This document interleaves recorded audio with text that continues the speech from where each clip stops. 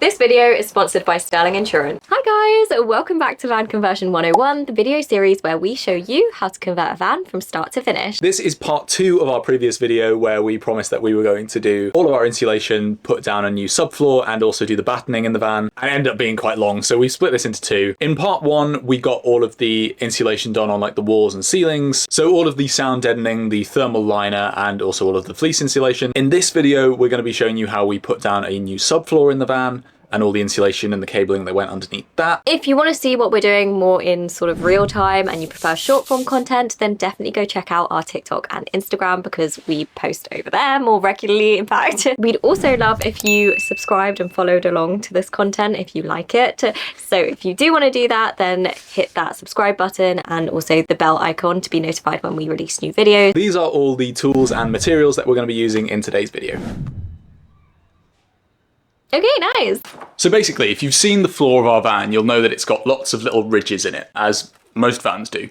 The guys at DodoMat mentioned that you can just put the DeadNDuo all across the floor, just, you know, smooth it out on top of the van metal, and then put your plywood subfloor directly on top of that, so that's going to be 12 mil. And that will provide enough rigidity, it doesn't matter about the gaps underneath. But, as you've probably seen a lot of people do online, I'm going to cut some strips of insulation to fill in the gaps, just to add an extra layer of insulation and also to level out the floor and provide something in between the ridges. So if you do put any weight directly onto that area, you're not putting too much strain on the plywood. So this is a 10 mil sheet of XPS, or extruded polystyrene insulation. This stuff was super cheap. You can get it for about £3–4 a sheet. That's the size of a sheet. But obviously it doesn't need to cover the entire floor because we're just going to be gluing it into the gaps between the ridges. It's got excellent thermal resistance. It's a closed cell and moisture resistant, so it won't absorb any water. And it's also very, very lightweight, so we're not really adding any weight to the van with this. Originally, the plan was to just put some strips of plywood in between the gaps, which you'd then put the plywood floor on top of, and it would just make sure that it was, you know, smooth and strong all the way across. But we decided that with most of the strength coming from the plywood subfloor itself, it would be better to have something that was actually insulating in the gap instead. This stuff is super easy to work with as well. I've just been cutting it. I've cut a few strips already with a penknife. So yeah, I'm going to cut a few strips of this and we're going to go stick them in the gaps.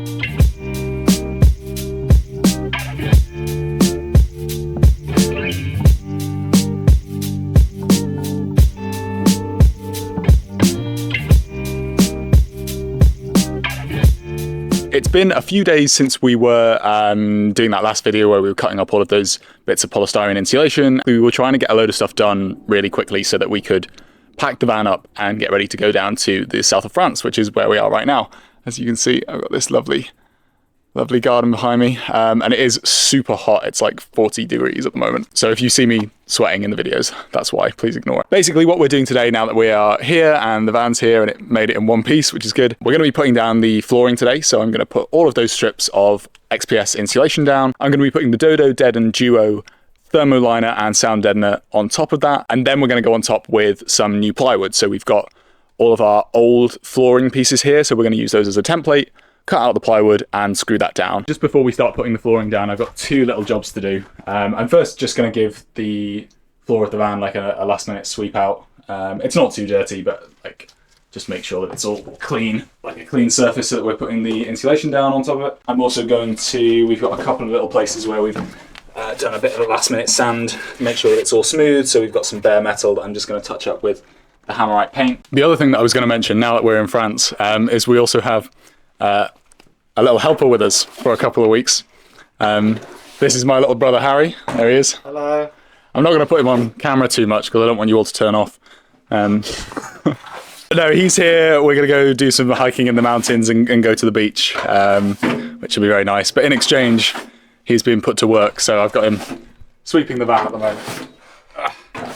And once that's done, we're going to be putting some rust-proof paint down, like I said, insulating the wheel arches, and then he's going to help me put the floor down. Me and Harry have painstakingly arranged all of these strips of XPS insulation which are going down. I've got my solvent-free adhesive here. This is just the cheapest stuff that you can get from Screwfix, but it'll be good enough for this insulation. I've seen people do this without adhesive as well. You can just plop them down, and when you eventually screw your plywood floor on top, it'll sandwich everything in, and you know. But we're just doing this for the sake of, you know, a £3 tube of sealant. So this is how we're looking now. Got all of our strips of insulation laid down. Floor is nice and level. So we are going to be putting down our DodoMat DeadNDuo, which is our all-in-one insulation and sound deadener. That's the next step. The one thing that we're doing just before that is laying some of this conduit. This is a thin oval conduit.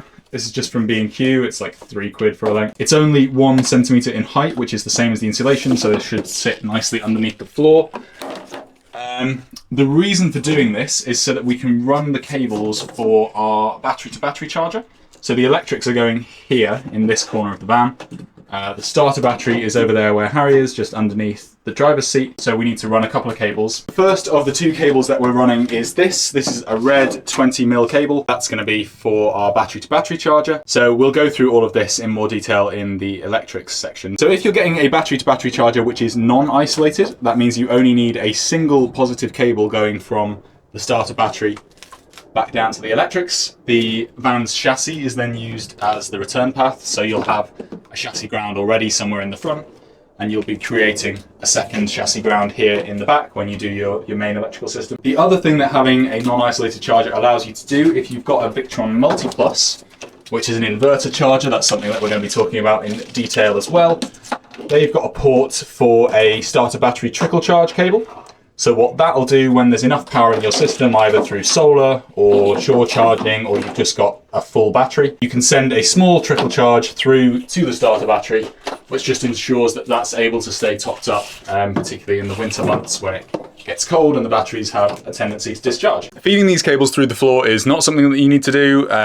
If you do it later or you want to just get your floor done, then you can put the battery-to-battery charging cable underneath your van. Again, just use some flexible conduit when you're doing that, and you can clip it to the underside. The other option, obviously, if you've got furniture or cabinetry to hide your cables, you can just run them along the floor out in the open and then cover them up with cabinetry or conduit later on. So yeah, we're going to glue these bits of conduit down, get the cables run through. Then we're going to go on top of everything with the DodoMat insulation, and then finally we'll be putting in our subfloor. So it turns out it's actually quite hard to push this cable through the conduit because they are similar diameter. So we're going to try and pull it through, which I think will be easier. But doing that is tricky in itself because you need to attach something to the end. So I've just got a little lug here, which I'm going to crimp onto the end of the cable. And then we're going to pull it through with some smaller wire or a string, whatever I can find. So just crimp that on.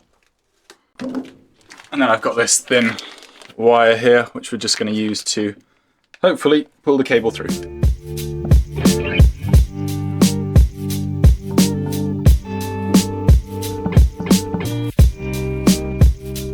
So this is the battery-to-battery charging cable that we've just pulled through the floor. I'm just going to show you where this would connect to. So in an older van, your starter battery might not be under the driver's seat. It might be somewhere else. It might be under the bonnet. But for us, it is under the driver's seat, which is convenient because we can run the cable directly there. Also, you shouldn't need to actually, make any of your own holes in this box or get the cable into the starter battery terminal itself. Usually, most vans will have this little auxiliary connection point here. So there's a couple of little avenues where you can run cables to connect to the starter battery. So that's if you're running things like additional LED lights, or in this case, a battery-to-battery charger. So just a way to test that it is what you think it is.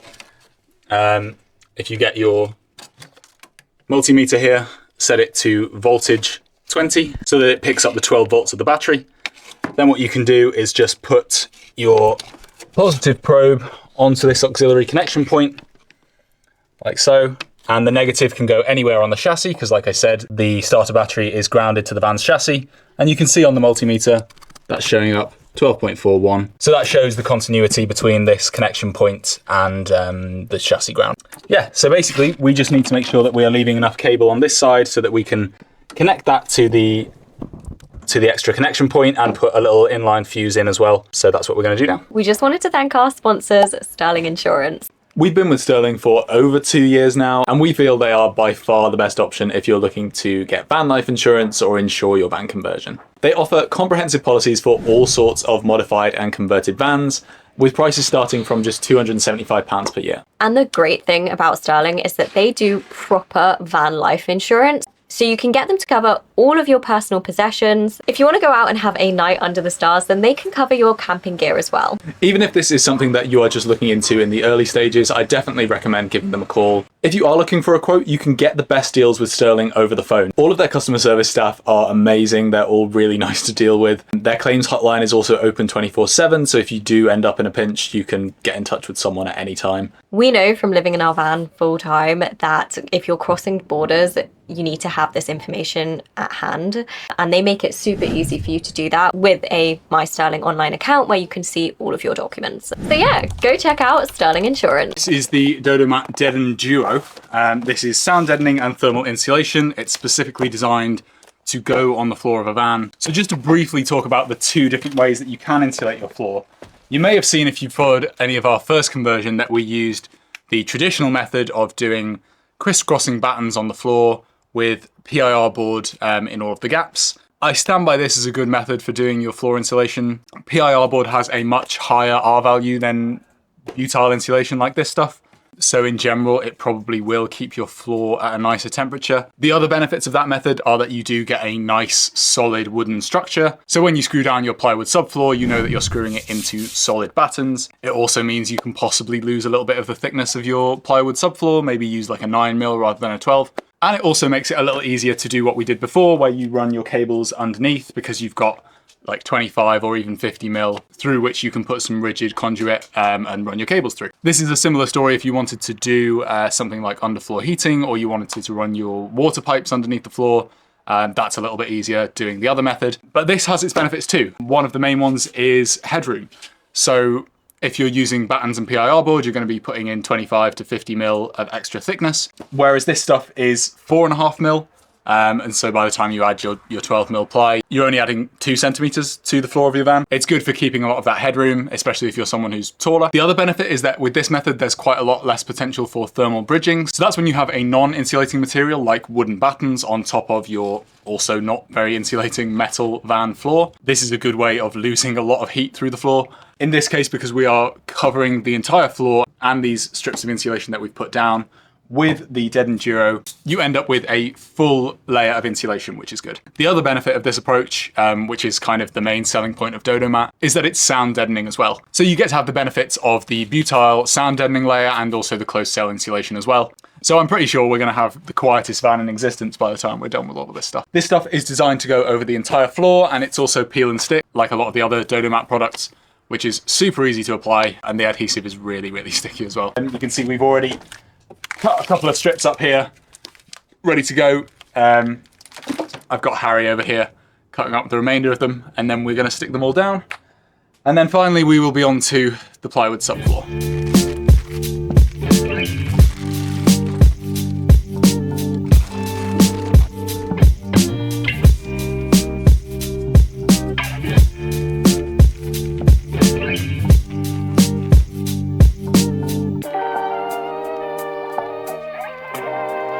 Now that we've actually had a chance to use some of this stuff, I just thought I'd give a quick review of how the process has gone. When comparing it to the method that we used before, which was, as I mentioned, putting battens down and then filling in the holes with PIR board, I'd say this has probably been a bit more time consuming. Trying to cut the mat to fit the various shapes of the bottom of the floor has taken up some time, but in general this stuff is actually really easy to use. One of the things that DodoMat recommend on the box is to heat it up slightly before you use it. I think that's only if you're really insulating it in like the winter and it's quite cold outside. For us it's 30 degrees now, so we don't really need to do that. But yeah, here's how it's looking now. We're going to bring out the old plywood subfloor, which is obviously already cut up into the right shapes, and we're going to put that onto some new 12mm ply.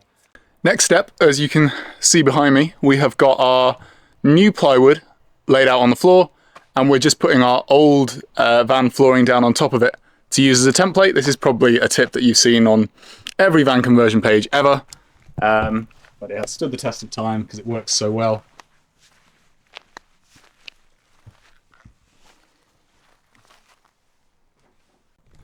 I've got Harry working as a slave, as usual, and it is 40 degrees here, like I mentioned before.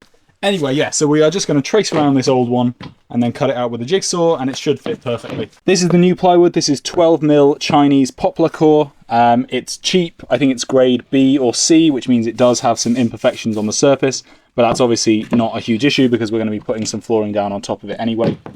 So as long as it is structurally sound, and the poplar core means that it's nice and lightweight as well. We're going to be trying to use poplar. We're going to be trying to use poplar ply throughout most of the build, even though it is a bit more expensive in general, just because it is lightweight and we've already put a lot of weight in the van with the roof rack. So yeah, we're going to cut this out, screw it down. Last 2 steps. How are you feeling, Harry? Tired, but I can keep going.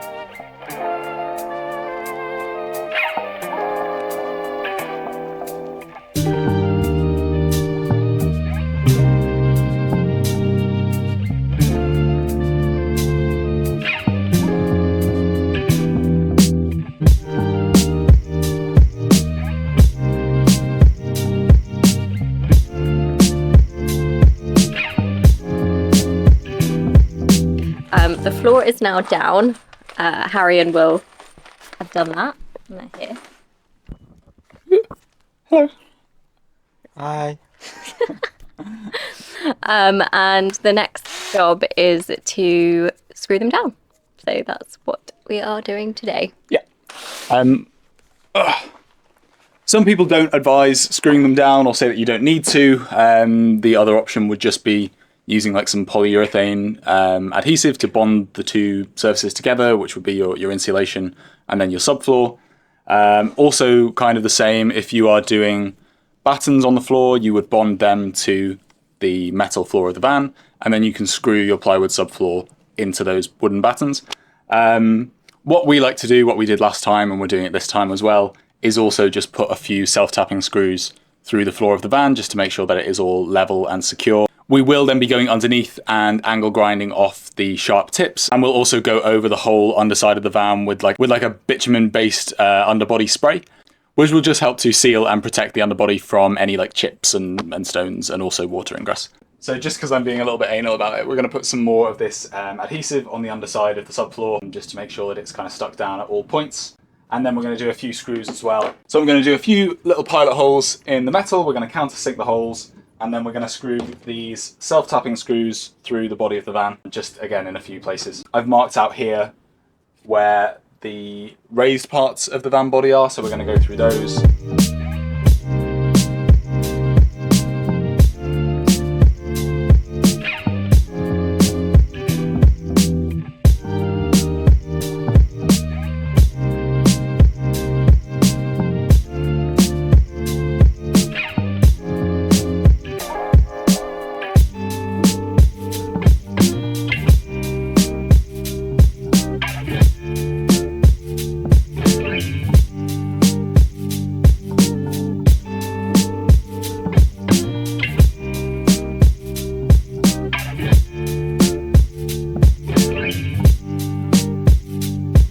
Okay, main parts of the floor are down. It's a little bit messy because I've got a bit of wood dust and things everywhere, but it's nice and level. Got a few screws in, just in places where I think they're needed. So a couple either side of the join to make sure that it's nice and level between the 2. I put a couple over in some of the corners, especially over like here where we're going to have a step. So yeah, we just want to make sure that the wood is like nice and securely fastened in some of these areas. But yeah, it's looking good for the most part. Last thing to do is the step. Again, I'm going to do the same thing. So a little bit of adhesive and then a couple of screws through, because it's a place where we're going to get obviously a lot of foot traffic. We want to make sure that it is nice and secure. The only thing to watch out for here is we obviously can't put screws too close to this edge because that's the rail where the sliding door comes through. So we're going to just set the screws back a little bit, just do a couple along the whole step. And then we will be putting in the side pieces, and then the whole floor will be boxed in. Yet another example of the Ford Transit being weirdly shaped and awkward to convert. We've got these little bits here where the step kind of, I don't know if you can see that, the step kind of extends out from this side. So all I've done is make a couple of little wooden shims. Going to stick those in there, like so. And then my side piece will hopefully,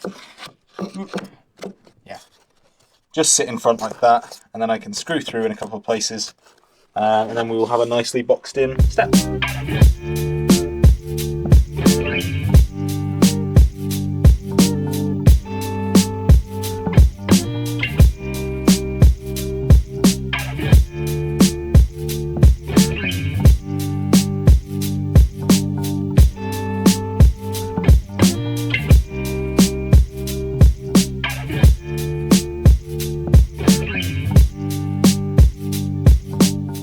So that is the end of the video. We have obviously got our floor down now, which is great. We have a few different things that we're moving on to next. We've got to finalize like our roof deck and our solar panels, and then we're going to be moving on to the rest of the stuff inside. So we'll be putting up battens, building a bulkhead wall, starting to do all of our first fix wiring. Yeah. As we said at the beginning, we're doing all of this over on Instagram and TikTok as well. So if you want to follow us over there, that would be great. We'd love to have you. As always, we would love you to follow along here as well. So hit that subscribe button and hit the bell to be notified when our new videos come out. Any likes and comments are super helpful to us and we really appreciate it. So if there's anything that you want to see us do, if you have any questions, please do leave them in the comments. Also, you can see we're not in the van at the moment, and that's because the van is at its MOT and service. So hopefully it passes. See you in the next video. Bye.